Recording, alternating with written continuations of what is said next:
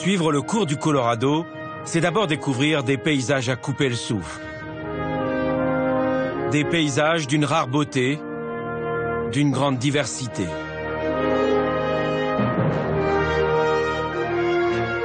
L'Amérique en cinémascope. Depuis des années, le Far West nourrit notre imaginaire.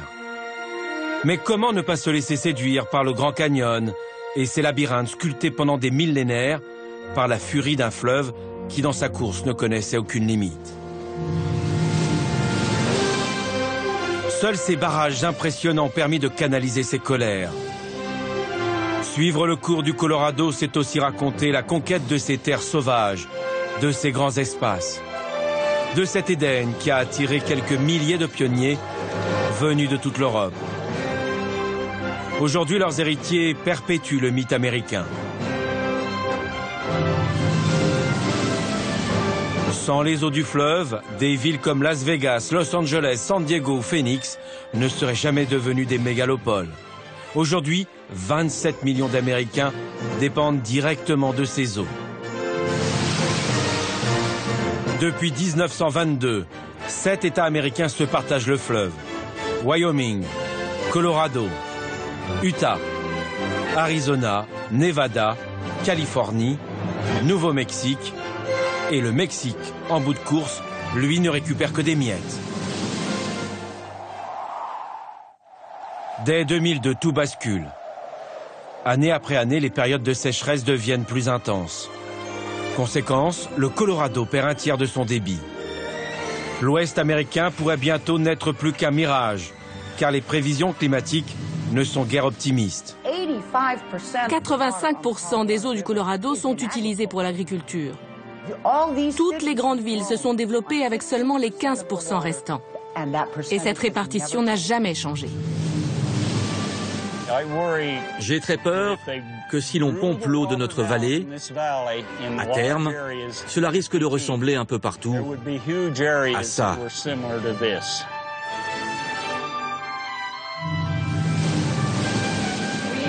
Nous ne sommes pas propriétaires de l'eau qui coule dans ces terres.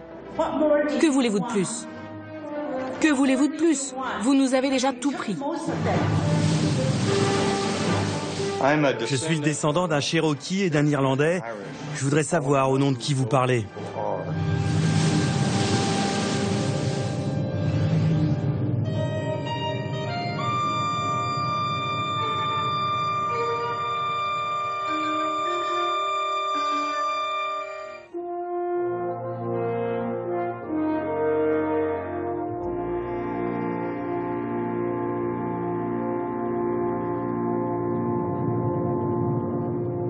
Nous sommes au cœur du massif des Rocheuses.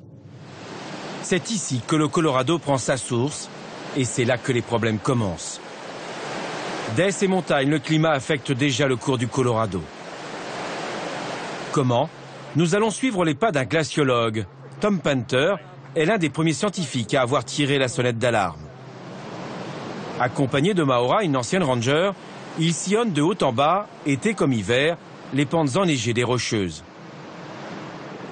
Mais avant de se rendre au sommet de la montagne, il nous entraîne ici, à Canyon Creek. Donc voilà, ça c'est de la neige. Ça, c'est de la neige transformée. C'est avec ça que le fleuve du Colorado est alimenté. Êtes-vous inquiet pour le fleuve Colorado? Oh oui. Déjà que le Colorado est surdistribué. Du coup, avec les changements climatiques dans les 40 prochaines années, nos projections montrent que nous allons avoir une chute de 10 à 20% du début du fleuve. Plus de 27 millions de personnes dépendent du Colorado. C'est beaucoup. Oui, ça fait beaucoup de monde. Vous savez, les infrastructures ont été construites pour une population qui, à l'époque, était beaucoup moins importante. Aujourd'hui, dans l'Ouest américain, elle a beaucoup augmenté. Et cela devrait continuer. Donc, entre la demande en eau et la chute du débit, nous risquons d'avoir de sérieux problèmes. Il y a quelques années, Tom Painter a découvert un nouveau phénomène, pour le moins inquiétant. Des poussières à peine visibles viennent accélérer la baisse du niveau du fleuve. L'une des raisons pour lesquelles nous n'avons que très récemment compris l'impact de la poussière et du carbone sur la neige et sur l'eau, c'est qu'en regardant ce paysage, vous voyez des contrastes saisissants. Vous avez le vert de la végétation, le marron, le rouge de la pierre et du sol. Cela contraste avec la neige qui apparaît blanche. Elle semble simplement blanche. Alors que si vous y regardez de plus près, vous remarquez qu'elle a une teinte marron, une teinte plus foncée, peut-être même une teinte rouge. Et dès que vous voyez cette décoloration, cela veut dire que la neige absorbe plus la lumière du soleil, qu'elle se réchauffe plus rapidement et donc qu'elle fond plus vite. Ces particules se propagent encore plus rapidement sur tout le massif des Rocheuses. Elles accélèrent la fonte des neiges. À cause de la baisse ces dernières années du niveau des pluies, le phénomène est devenu plus inquiétant. Il y a donc moins d'eau pour approvisionner les fermes et les grandes villes de l'Ouest américain. Un drame, le fleuve est l'une des rares ressources en eau potable de toute la région. Ce jour-là, Tom Painter et son équipe partent au sommet du San Juan. Il est à 4300 mètres d'altitude. Ils doivent effectuer de nouveaux prélèvements, prendre le pouls de la neige. Saison après saison, les glaciers ne résistent pas à la chaleur et aux poussières. La majorité d'entre eux ont disparu. Avant d'atteindre la station de recherche située plus haut, l'équipe s'arrête à mi-chemin. Laboratoire à ciel ouvert, où la poussière est ici omniprésente.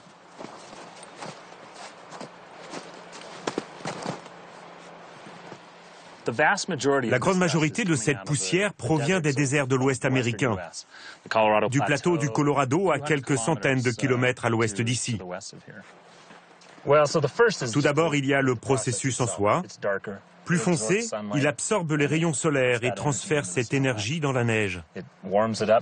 Cette neige est réchauffée prématurément. Conséquence, les poussières fondent plus rapidement. Et en fait, sur ce site, nous savons grâce à nos travaux que la masse neigeuse fond de 25 à 50 jours plus tôt, soit 1 à 2 mois avant la fonte normale. Cette neige va d'abord dans les rapides, ensuite elle rejoint le fleuve, et enfin elle alimente les lacs de retenue. Plus elle descend vite des montagnes, et plus c'est difficile de la gérer. Alors vous imaginez, la moindre erreur dans la libération ou la rétention de cette eau entraîne une plus grande complication dans la gestion du débit. Par conséquent, cela entraîne une perte d'eau d'à peu près 5% du flux total de la rivière. Comment éviter cette perte sèche? Comment empêcher ou freiner cette fonte de la neige? L'équipe de Tom Painter déploie des moyens considérables pour ausculter la neige et les poussières qui la rongent. Go. Done. Okay, ready to take 10? Ready to what? Okay. Go. Done. Go. Done. C'est la 3e fois cette année que ces étudiantes prennent ce type de mesures. Ici et ailleurs dans la montagne. La poussière se dépose partout sur le manteau neigeux. Tous ces éléments seront répertoriés et seront ensuite analysés en laboratoire. Mais le dispositif mis en place par le glaciologue est encore plus important. Vous êtes fatigué? Ah non. Très excité au contraire. Ici, Tom Painter a un rendez-vous un peu spécial. Là, je cherche notre avion, un MAS ER2, un ancien avion espion qui a été transformé et qui réalise désormais des recherches pour nous. Regarde, le voilà. Il est juste au-dessus de nous. Ah oui, il est là. À bord, il y a ce qu'on appelle un appareil d'imagerie spectrale. C'est un instrument très sophistiqué qui décompose la lumière en différentes couleurs, celle que l'on peut voir et l'invisible. L'information que cet appareil permet de récupérer est très précieuse, car elle livre des données sur l'accélération de la fonte des neiges, sur l'énergie solaire supplémentaire qui est absorbée par le tas de neige, et enfin, la rapidité à laquelle la couverture neigeuse pourrait fondre. Un avion espion pour améliorer l'étude de ces poussières et de ses conséquences. Ce phénomène n'est pas propre au Colorado. Tom Painter escalade les montagnes du monde entier. Partout le même constat, les poussières peuvent avoir des effets dramatiques sur presque tous les fleuves de la planète. Il y a 2 mois, j'avais une réunion au Vatican. J'y ai présenté les résultats de mes analyses sur cette poussière. Des résultats sur les études que j'ai menées au Colorado, mais aussi dans l'Himalaya, en Chine, et dans d'autres chaînes montagneuses. On commence tout juste à réaliser que ces poussières qui s'accumulent sur la neige peuvent avoir de graves impacts sur les neiges, les glaces des montagnes et surtout sur les ressources en eau. C'est vrai au Colorado, dans l'ouest des États-Unis, mais aussi dans l'Himalaya. En fait, partout où il y a des montagnes, de la neige et de la glace. C'est aujourd'hui une réalité. À ce rythme, pour Tom Painter, ces poussières pourraient faire chuter jusqu'à 20% le débit du Colorado, et ce avant 2040. Mais d'où viennent ces grains de sable qui perturbent le cours du fleuve? Comment les empêcher de nuire?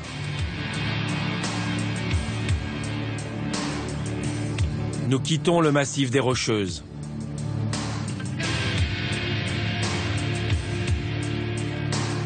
Arrivé en Arizona, le fleuve Colorado offre un tout autre paysage.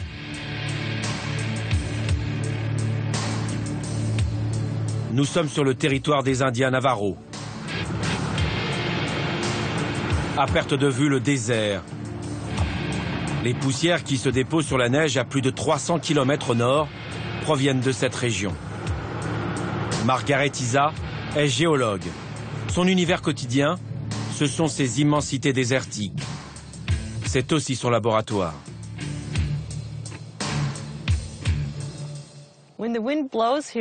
Quand le vent souffle ici, il emporte le sable qui se transforme en poussière dans les Rocheuses. Très loin d'ici? Loin, très loin d'ici. Et les conséquences sont déjà dramatiques? Les conséquences sont déjà dramatiques. Ici, les tempêtes de sable sont quasi quotidiennes.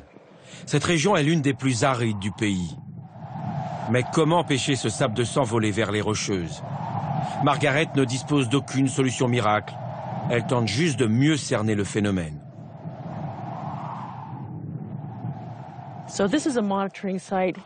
Ici, c'est une station où nous essayons de nous faire une idée de la quantité de sable qui est transportée quand il y a de fortes chaleurs ou alors quand il y a de violentes inondations. Des inondations ici, difficiles à imaginer. Mais c'est l'une des conséquences des bouleversements du climat. Des pluies diluviennes, une fois par an environ, l'espace d'1 heure ou 2. Ça, c'est le collecteur numéro 8. Il nous donne la mesure de la quantité de sable qui se déplace sur le sol à certaines conditions météo. Nous recueillons ce sable régulièrement. Ensuite, nous comparons les quantités obtenues en fonction de la vitesse du vent et des précipitations. Pour la pluie et le vent, nous disposons de ces 2 appareils.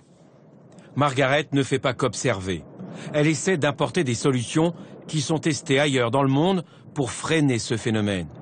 Ici, il s'agit d'une technique utilisée dans le désert de Gobi, en Mongolie. Cette bande blanche, qui est là-bas, fait partie du matériel qui nous a été envoyé par un chercheur qui travaille aussi sur la stabilisation des dunes de sable dans le désert de son pays.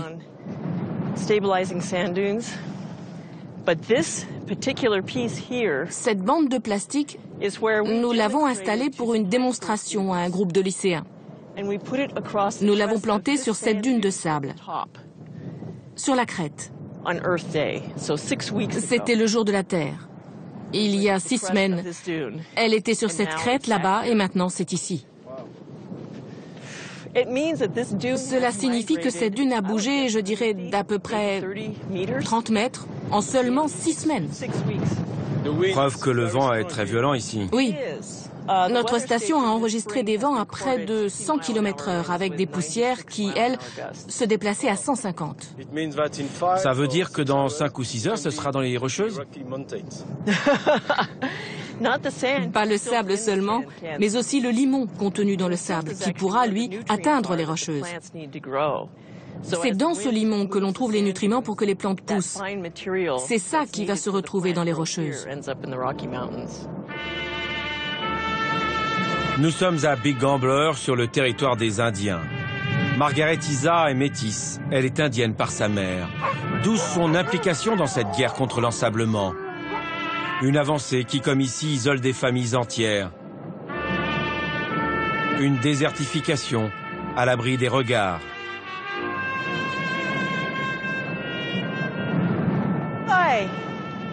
Bonjour, je ne pensais pas qu'il y aurait quelqu'un ce matin. Bonjour. En fait, je venais voir les dunes de sable. Elles ont bien bougé depuis la dernière visite. Au moins 30 mètres. Vous êtes inquiet? Comment? Vous êtes inquiet de l'avancée des dunes? Ouais. En 2005, quand je suis venue ici la première fois, j'étais passée par ce chemin juste devant. Maintenant, c'est impossible. Oui, il y avait une route. Oui, c'est la route que j'avais empruntée à l'époque. Il y a un moulin à vent ici, l'eau était abondante, maintenant il n'y a plus d'eau.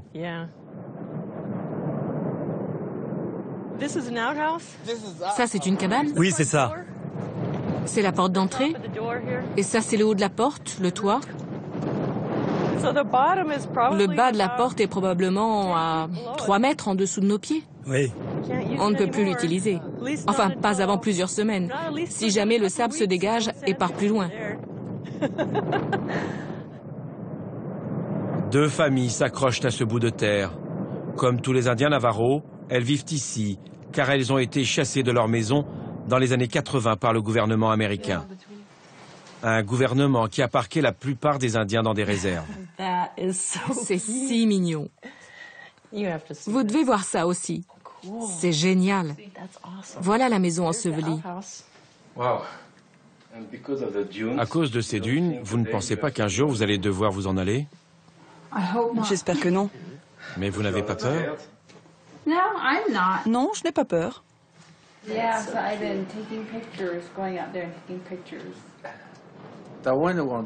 Quand le vent souffle, vous ne pouvez absolument rien voir dehors.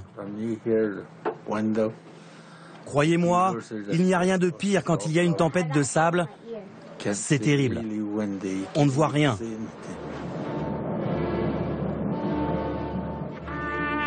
Après 11 années de grande sécheresse, l'eau est de plus en plus difficile à trouver. De nombreuses sources se sont taries. Ici et ailleurs, dans l'ensemble de la réserve Navarro de l'État d'Arizona, près de 250 000 personnes n'ont pas l'eau courante. Nous sommes pourtant aux États-Unis. Ces Indiens parcourent des dizaines de kilomètres pour remplir leur fût ou leur bidon. C'est compliqué de trouver de l'eau potable. D'où nous venons, oui. Ce puits est en service depuis quelques années. Et à mon avis, c'est seulement pour quelques mois encore. Et vous comptez aller où après? Sûrement ailleurs, là où il y a d'autres puits. C'est loin? Oui, c'est loin. Ici, pour l'eau, il y a souvent des bagarres entre les locaux et les autres. Ces Indiens des autres réserves qui viennent ici pour chercher de l'eau potable.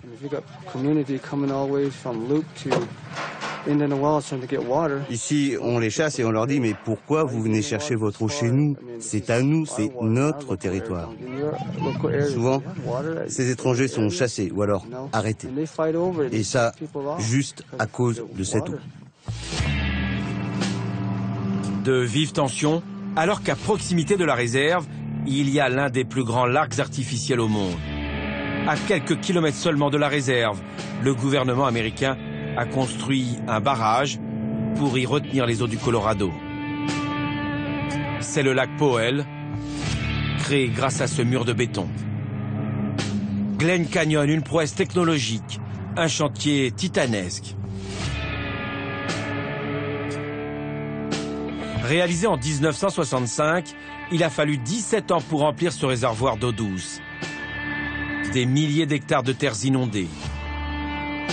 À cheval sur 2 États, l'Utah et l'Arizona, nous sommes là sur le territoire historique des Navajos. Les Indiens, qui chassés de leur territoire, se trouvent exclus du partage de ces eaux.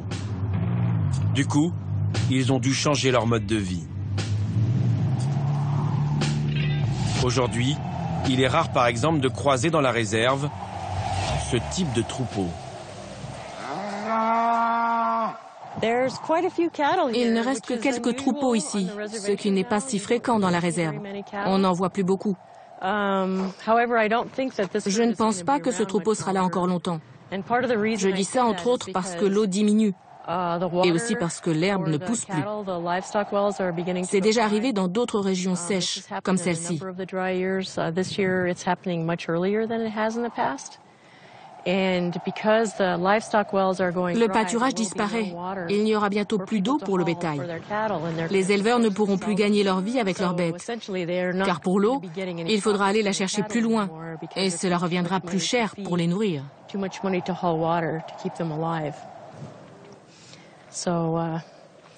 Oui, c'est triste.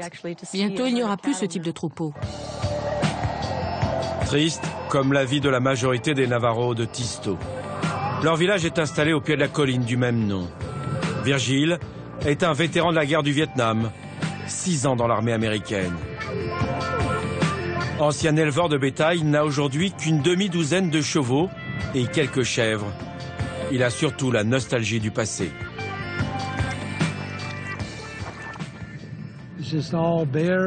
Regardez maintenant, c'est complètement asséché. Avant, ici, il y avait un lac qui s'étendait de cette petite montagne là-bas jusque là-haut. Là où vous voyez les arbres. C'était ça la taille du lac. Il faisait plus d'1,5 kilomètre de diamètre.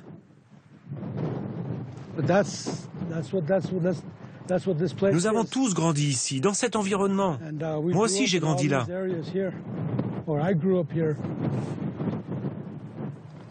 Comme ses ancêtres, Virgile est un medicine man, une sorte de chaman, un homme qui a le pouvoir d'organiser des cérémonies rituelles.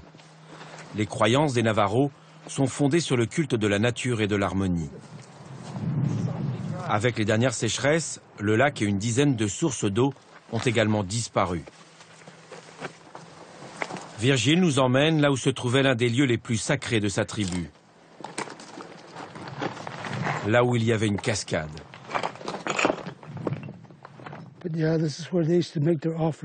C'est ici que nous faisions nos offrandes. Les guérisseurs venaient ici et pratiquaient leurs rituels. Ils prenaient l'eau, ils l'offraient, et ensuite, il pleuvait des trompes d'eau juste là. Maintenant, il ne se passe plus rien. Mes aïeux faisaient toujours des offrandes pour qu'il pleuve. En fait, c'est ici qu'ils invoquaient la pluie. Et ça ne marche plus aujourd'hui. Eh non. Mais je vous le répète, tout cet endroit était rempli d'eau. Et là, c'est sec.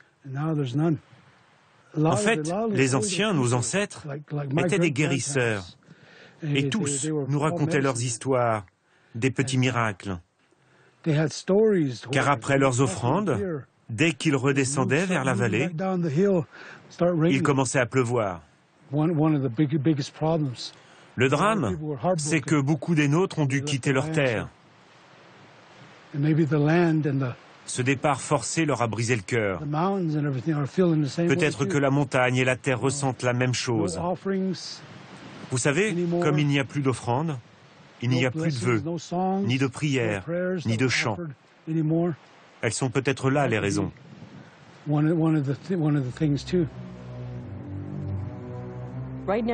Je ne suis pas franchement optimiste. Tant qu'on ne pourra pas lutter contre les effets des changements climatiques, je ne crois pas que l'eau reviendra couler ici. Pour Margaret Isa aussi, les bouleversements climatiques ne sont pas les seuls responsables de cette situation. Si certaines communautés Navajos se retrouvent dans cette impasse, c'est d'abord parce qu'elles ont été chassées de leurs terres. De ces territoires mythiques où l'on trouve des sites aussi exceptionnels comme Monument Valley ou le Grand Canyon. Des lieux surtout où les eaux du Colorado se faufilent entre les falaises. Cette eau du lac Powell qui échappe aux Indiens. Et le pire est à venir. Ces flancs de canyon d'une grande beauté ne peuvent cacher la réalité. Il suffit de regarder cette bande blanche. Les Navajos l'appellent la ligne de la baie Noire. Il s'agit de marques laissées par l'eau avant les grandes sécheresses des années 2000.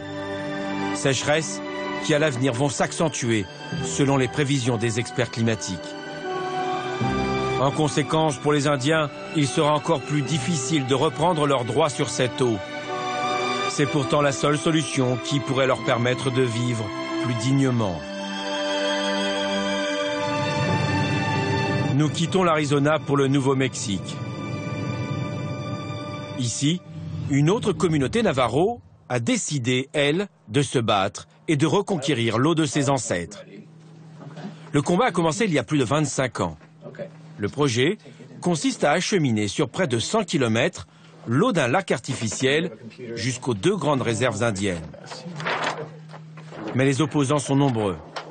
Stanley Pollack et sa collaboratrice parcourent la région pour plaider la cause des Navajos auprès des fermiers qui disposent d'immenses droits sur cette eau. Ce soir, nous allons utiliser ce type de carte pour expliquer aux fermiers la réalité de notre projet. Notre projet prévoit d'approvisionner en eau potable les Indiens Navajos. L'idée, c'est d'acheminer l'eau du réservoir grâce à un pipeline pour permettre aux différentes communautés Navajos d'avoir de l'eau potable ici, à l'est de la réserve. L'autre branche sera construite à l'ouest. Le pipeline ira jusqu'à la ville de Gallup. Un projet d'envergure qui devrait coûter plusieurs dizaines de millions d'euros. L'eau potable est nécessaire, non seulement pour que les gens puissent la boire, pour qu'ils vivent mieux, mais elle va aussi servir à créer une véritable économie pour permettre aux Navajos de rester. Notre mission est de protéger les droits des Navajos. Mais nous devons expliquer à la population pourquoi nous défendons ce projet et pourquoi il est positif pour tout le monde. À chaque fois, Stanley Pollack fait ça le comble. Ici, à Bloomfield, il tente de convaincre des centaines de fermiers que ce pipeline ne va pas menacer leur avenir, qu'ils pourront toujours irriguer leurs champs avec les eaux du Colorado.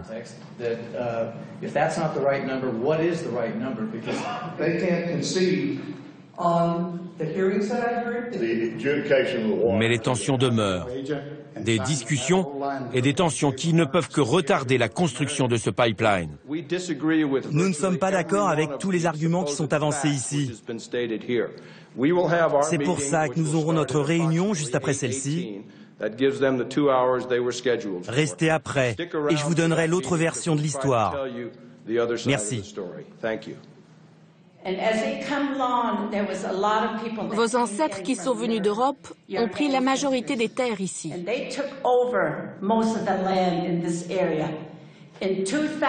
En 2000, seulement 1% de ce territoire appartenait aux Indiens. Mais la plupart de ces terres sont utilisées par le gouvernement. Nous n'avons plus aucune terre. Nous ne sommes pas propriétaires de l'eau qui coule dans ces terres. Que voulez-vous de plus? Que voulez-vous de plus? Vous nous avez déjà tout pris. Un peu de silence, s'il vous plaît. Je suis le descendant d'un Cherokee et d'un Irlandais. Je voudrais savoir au nom de qui vous parlez.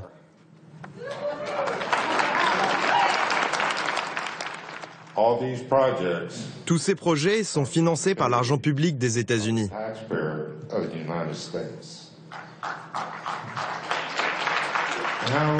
Nous, qu'est-ce qu'on gagne? Eux, ils ont tout à gagner. Nous, tout à perdre. Quel intérêt? Des mois, des années peut-être seront nécessaires avant que les Indiens du Nouveau-Mexique puissent profiter eux aussi de cette ressource en eau. Des fermiers qui s'accrochent à leurs privilèges, des Indiens qui se battent pour survivre. À l'avenir, ce type de confrontation risque de se multiplier. Ce débat ne concernera alors plus seulement les Indiens. Autour du fleuve, la population ne cesse d'augmenter alors que le débit du Colorado diminue. L'enjeu est considérable. Pour mieux s'en rendre compte, il suffit de suivre le cours du fleuve. Nous voici dans l'état du Nevada. Bienvenue au lac Mead. Ici, comme au lac Powell, le réservoir est un témoin des changements climatiques. En novembre 2010, la ligne de la baignoire a atteint son niveau le plus bas, niveau critique. Un drame quand on sait que le barrage construit en amont était une promesse d'avenir.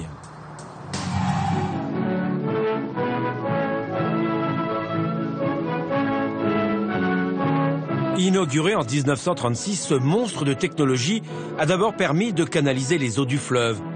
Il a surtout aidé au développement économique du Nevada, de l'Arizona et de la Californie.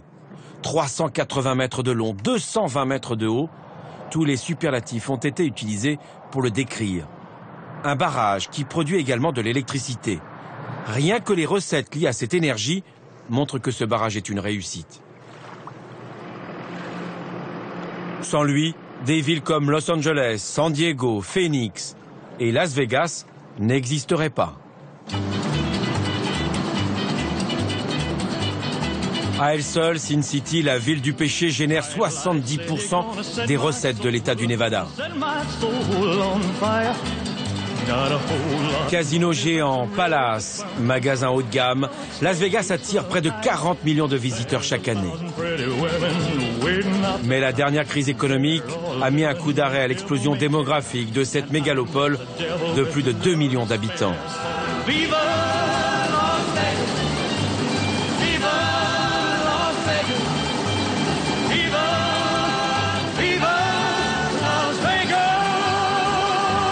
Bien qu'elle soit rare, ici l'eau est un spectacle.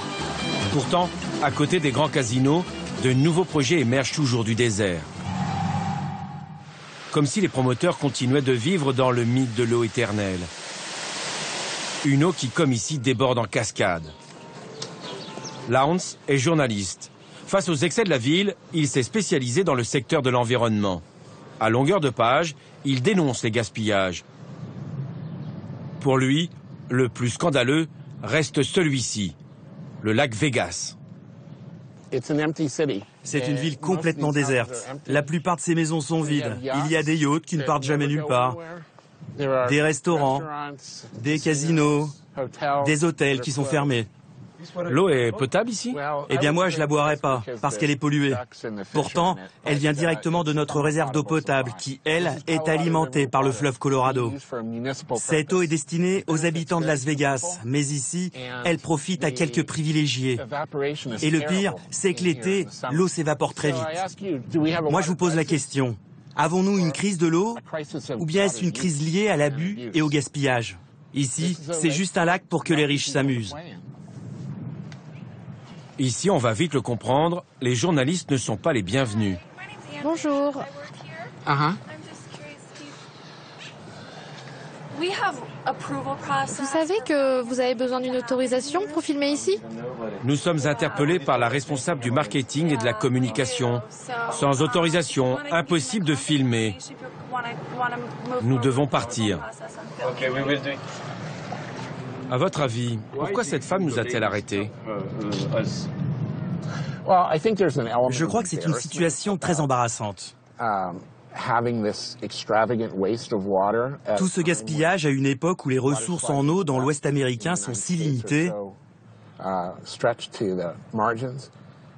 je crois qu'ils réalisent que leur terrain de jeu, avec toute cette eau pour quelques riches nababs, n'est pas leur meilleure publicité. Cette oasis au cœur du désert n'est pas la seule de ce genre. Las Vegas, ville de tous les excès. Cette réputation n'est pas usurpée. Mais dans ce contexte de pénurie, n'y a-t-il personne pour interdire ces pratiques? Nous sommes allés voir la grande prêtresse de l'eau du Nevada. Pat Mulroy. Pressentie pour le poste de gouverneur de l'État, elle dirige depuis 21 ans la puissante société qui gère l'eau de Las Vegas.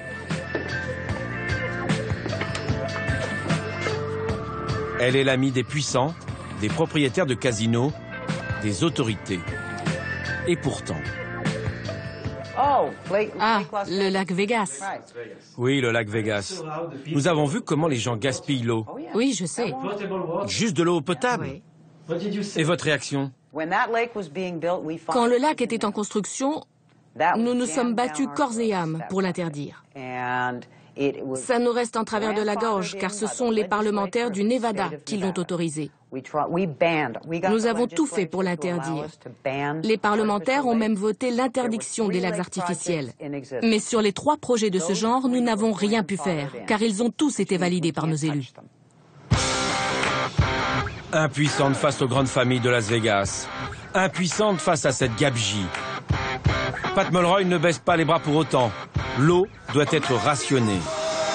Pour elle, la ville ne peut plus vivre au-dessus de ses moyens. 4 fois par semaine, Steve traque la moindre fuite d'eau. Dans sa voiture, il dispose d'un ordinateur et d'un système qui, a priori, ouvre toutes les portes. L'effet de surprise est essentiel. C'est une résidence privée, il y en a beaucoup à Las Vegas. Ça veut dire que vous pouvez entrer où vous voulez, quand vous voulez. On peut, car on y a accès. Cette voiture est équipée d'une transmission radio qui est censée ouvrir cette porte. Mais quand elle ne marche pas, eh bien, on ne rentre pas. Après un quart d'heure d'attente, nous entrons finalement dans cette résidence où chaque villa dispose d'un carré de verdure. Des jardins artificiels qu'il faut arroser régulièrement.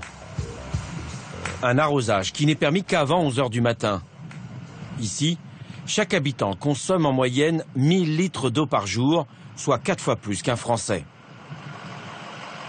Dans cette chasse au gaspillage, la patrouille de l'eau de Las Vegas affiche quelques succès dont Steve est très fier. C'est l'une de vos réussites ici ? Oui, quand ils ont construit à l'époque, il y avait une cascade qui coulait à flot. Mais pendant la saison d'été, il y avait beaucoup d'évaporation. Ces cascades ont juste fait monter les prix des villas. Les propriétaires voulaient avoir des fontaines. Elles ont été réalisées bien avant les fortes sécheresses. L'eau est ainsi économisée. Steve veut nous montrer un autre projet dont il est fier. C'est un parcours de golf. Toute l'herbe plantée a été retirée pour laisser le désert reprendre sa place. C'est un véritable effort de préservation. Maintenant, l'herbe est juste là où il faut.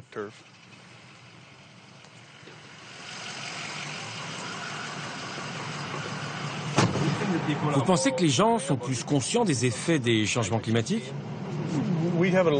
Nos télés locales en parlent plus. Ils expliquent les changements climatiques dans certaines régions, pourquoi nos températures varient. Les gens le ressentent. L'été, cette année, n'a commencé que cette semaine. C'est très tard pour ce type de température qui dépasse les 40 degrés. C'est devenu un vrai sujet de conversation. L'autre sujet qui fait couler beaucoup d'encre ici, ce sont les casinos, tous accusés de dépenser l'eau sans compter. À tort. C'est de l'eau recyclée.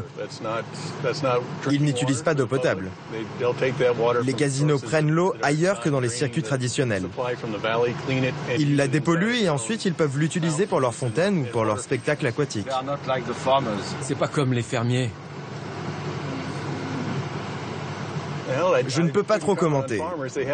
Je dirais qu'ils ont leurs propres besoins pour leurs céréales, par exemple. Mais c'est quand même 80% de l'eau du Colorado qu'ils utilisent.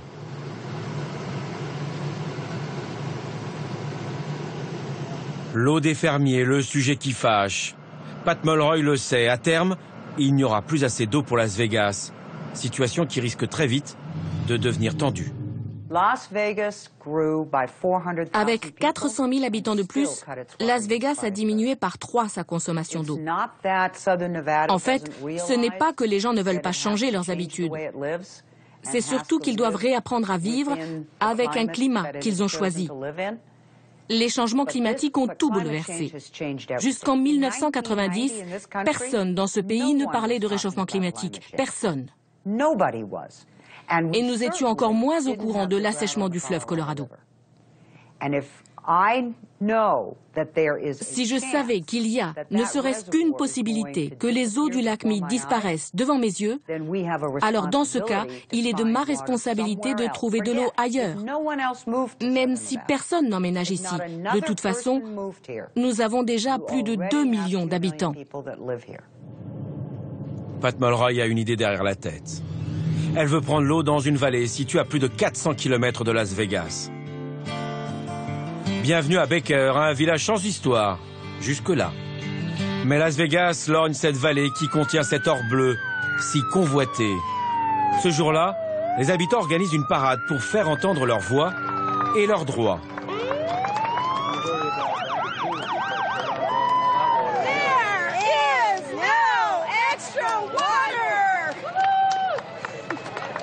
Cette eau de Snake Valley, les éleveurs locaux refusent de la partager. Dean Baker est leur porte-parole. Vous savez, nous ne faisons pas la guerre à Las Vegas. Nous sommes juste opposés à la construction de ce pipeline. La plupart des experts disent que si Las Vegas dépense des milliards de dollars pour le construire, ils vont finir par assécher nos terres. Il y aura des conséquences dramatiques pour l'environnement. Ces fermiers sont les descendants des pionniers qui ont conquis l'Ouest américain. Ils ne sont ici qu'une centaine de familles, mais tous, sans exception, rejettent le projet de pipeline qui transporterait l'eau de Baker jusqu'à Las Vegas. C'est à plus de 400 km d'ici.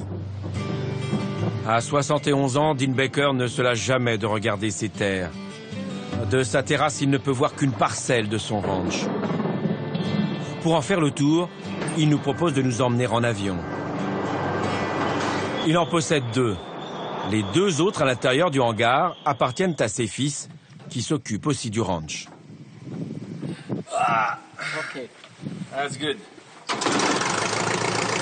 Ce vieux Piper, c'est le moyen le plus efficace selon lui de comprendre les enjeux qui se jouent dans le bras de fer avec Las Vegas.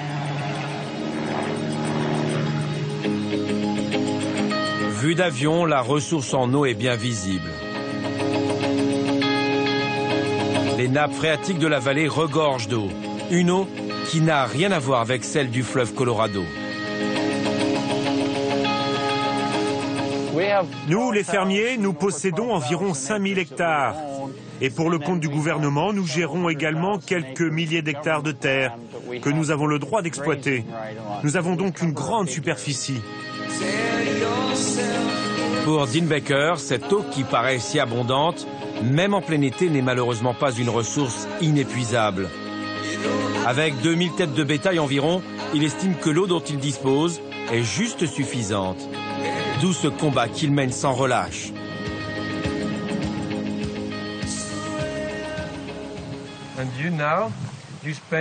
Vous passez beaucoup de temps à plaider votre cause aujourd'hui.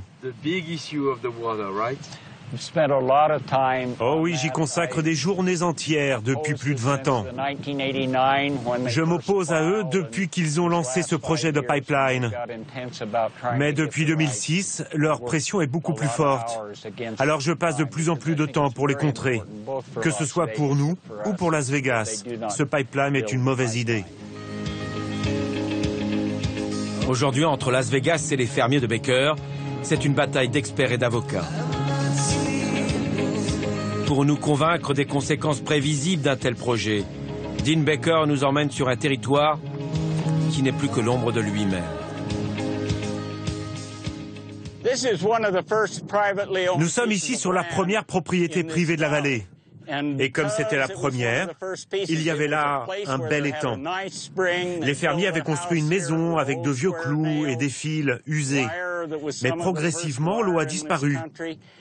Ce que vous voyez là, c'est exactement ce qui va se passer si on nous retire l'eau de la vallée. Il n'y aura plus aucune plante, juste un désert comme celui-ci, que de la poussière. Nous disposons d'une énorme réserve d'eau, mais le sud du Nevada a déjà prouvé ailleurs ce qu'il était capable de faire ici. Avec son projet, on ne pourra plus avoir une seule ferme. Dean Baker ne se bat pas pour lui, mais pour ses enfants qui ont repris l'exploitation. Une ferme héritée du grand-père qui avait quitté l'Europe au début du XXe siècle pour cet Eldorado. Sans eau, rien n'aurait été possible. Sans eau, c'est aussi, dit-il, signer la fin du mythe américain. Certains voient toute cette eau en pensant qu'il y en a beaucoup dans le désert. Ils pensent qu'il s'agit d'un surplus et qu'il n'y a qu'à l'utiliser. Mais cette eau remplit les aquifères et nous la réutilisons dans la vallée. L'eau est stockée pendant les bonnes années pour les saisons plus sèches. Ces gens-là ne regardent que les bonnes années. Ils pensent que le surplus va être gaspillé. Mais en fait, l'eau est une réserve au cas où. Et si vous n'avez pas ces stocks, les réserves vont diminuer jusqu'à un niveau critique.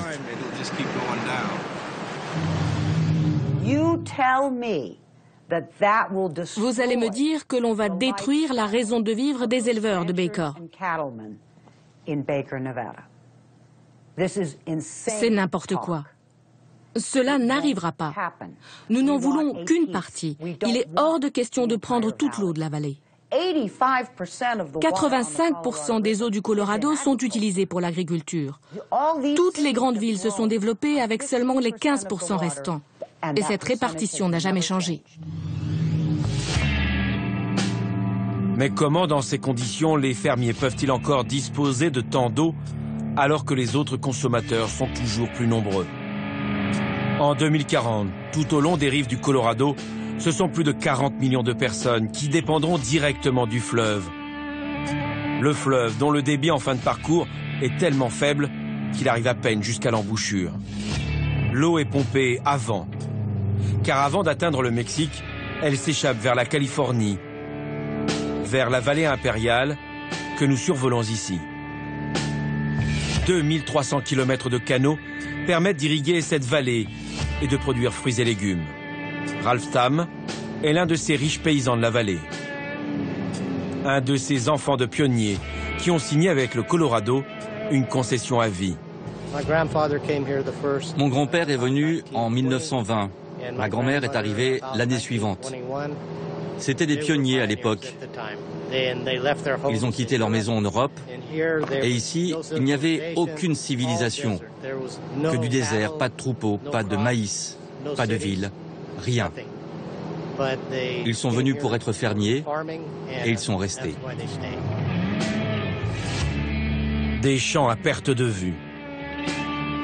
Cette vallée produit à elle seule 80% des fruits et légumes consommés aux États-Unis pendant l'hiver. Jusqu'en 2010, la région se vantait même d'être la capitale mondiale de la carotte. Grâce à un système d'irrigation, des familles comme celle de Ralph ont transformé ce désert en grenier à blé. Premier arrivé, premier servi. Le droit sur cette eau est un droit historique pour les habitants de la vallée et ceux de Californie. Ils ont des droits sur l'eau. Premiers arrivés, premiers servis, un principe inaliénable. C'est ainsi que depuis plus d'un siècle, les fermiers de l'Ouest américain conservent un droit sur l'eau du Colorado. Un droit qu'ils estiment légitime. Pourquoi vous teniez à nous emmener ici ?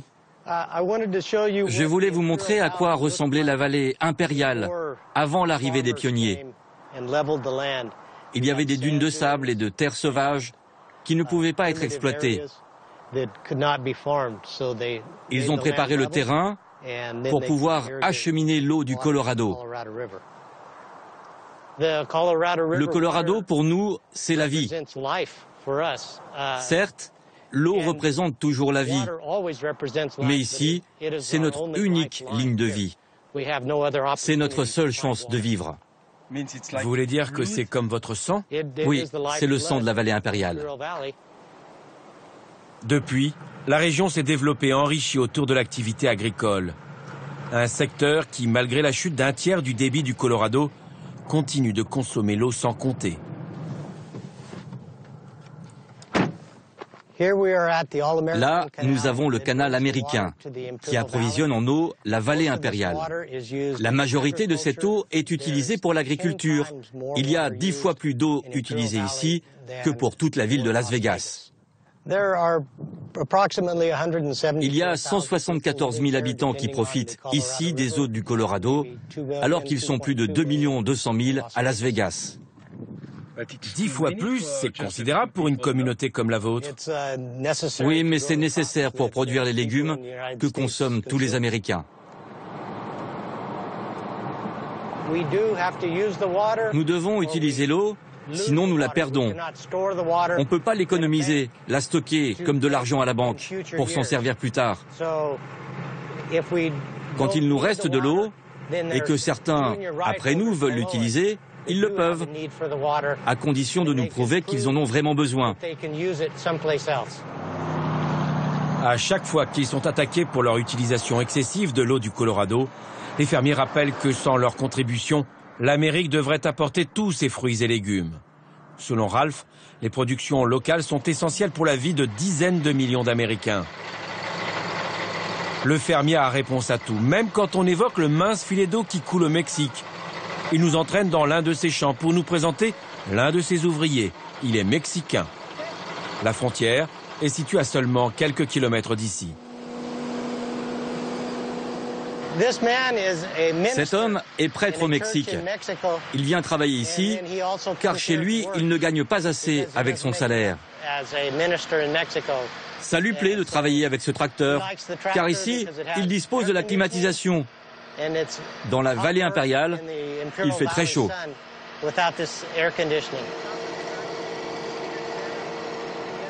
Ici, vous n'avez pas le même travail qu'au Mexique. Ah non, au Mexique, il n'y a pas de travail. Ici, il y en a beaucoup.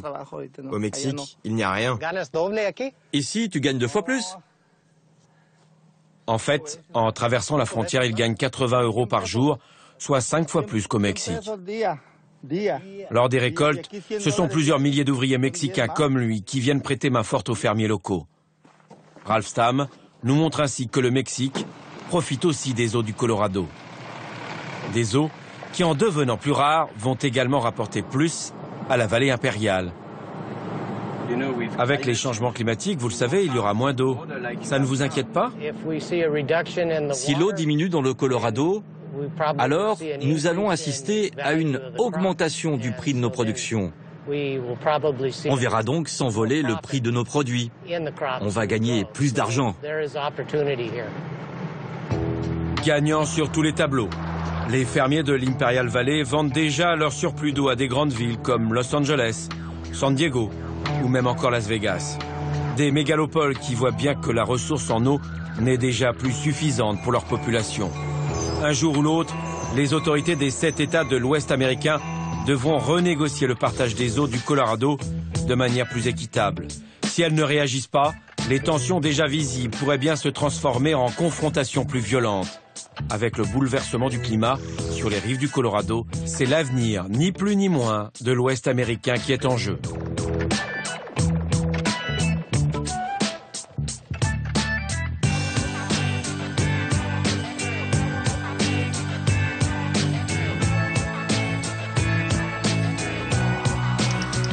Dans un instant, destination les îles oubliées du nord de l'Allemagne, avant qu'elles ne disparaissent englouties par les flots.